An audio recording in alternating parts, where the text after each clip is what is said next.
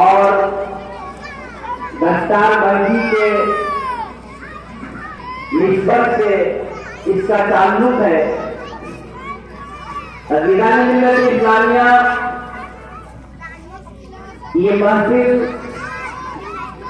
کوئی معمولی محفل نہیں ہے، یہ محفل کوئی معمولی محفل نہیں ہے۔ جس محفل کے بارے میں یہ آتا ہے کہ فرشتے پروانہ وار آ کر گھیر لیتے ہیں اور شاعر کی زبان میں ناز کرتے ہیں ملک ایسی زمین پہ آتا، ناز کرتے ہیں ملک ایسی زمین پہ آتا جس سے جو چار گھڑی ذکر خدا ہوتا ہے۔ تو فرشتے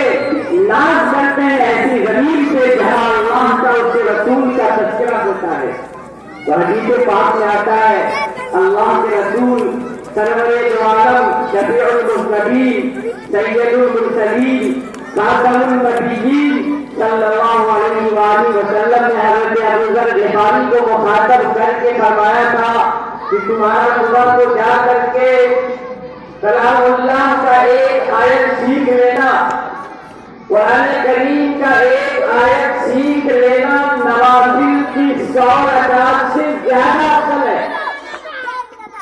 آپ اندازہ کر سکتے ہیں کہ جہاں پہ دین کی باتوں کو سکھایا جائے، جہاں قرآن